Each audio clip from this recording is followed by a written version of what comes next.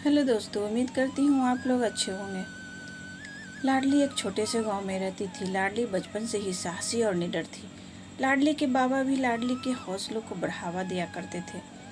लाडली के बाबा लाडली को हमेशा समझाते, हिम्मत और मेहनत सिर्फ मर्दों का ही काम नहीं होता, यह एक लड़की भी कर सकती है। एक दिन गांव में खबर फैल गई कि पास के जंगल में एक बहुत ही खतरनाक राक्षस आया है और वह गांव पर हमला करने की कोशिश कर रहा है। गांव के सभी लोगों को उस राक्षस से डर लग रहा था। लोगों में अफरा तफरी का माहौल बन गया था।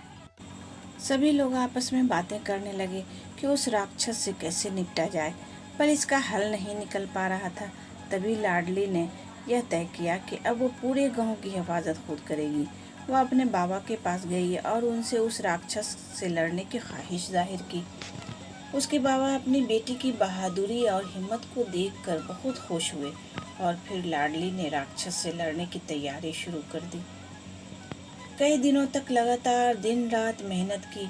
उसने अपने शरीर को मजबूत बनाने के लिए हर तरह की मुश्किलों का सामना किया और अपने दिल को मजबूत बनाने की भरपूर कोशिश की। और एक दिन राक्षस से मुकाबला करने का वक्त आ ही गया। उसने अपनी लड़ाई की तैयारियों के साथ खुद को उस राक्षस से मुकाबले के लिए तैयार किया और जंगल में चली गई। राक्षस ने जब लाडली को देखा तो वह हंसने लगा और ताली बजाने लगा। राक्षस ने कहा, तू कौन है लड़की?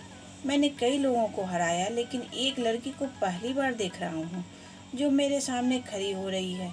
लाडली ने अपनी हिम्मत और हौसलों के साथ राक्षस के सामने खड़ी होते हुए कहा, मैं तेरी दुर्बलता और पापों का खात्मा करने आई हूँ।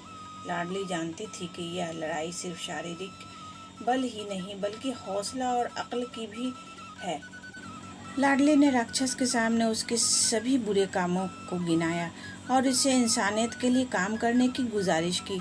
वह राक्षस को यह समझाने की कोशिश कर रही थी कि उसकी ताकतों का इस्तेमाल उन्हें उनके बुरे कामों के बजाय अच्छे कामों में लगाना चाहिए, इंसानों की हिफाजत के लिए करना चाहिए।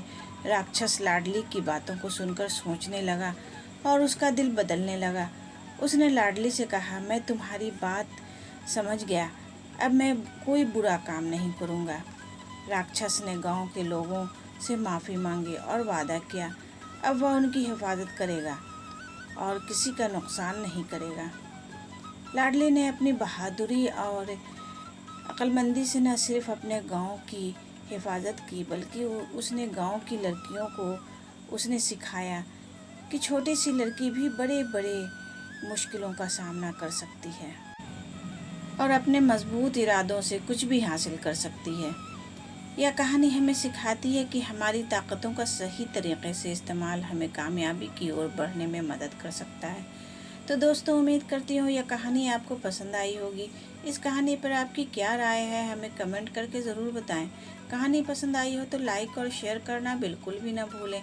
चैनल पर नए हो तो चैनल को सब्सक्राइब ज़रूर करें। कहानी पूरा सुनने के लिए आपका बहुत बहुत शुक्रिया दोस्तों।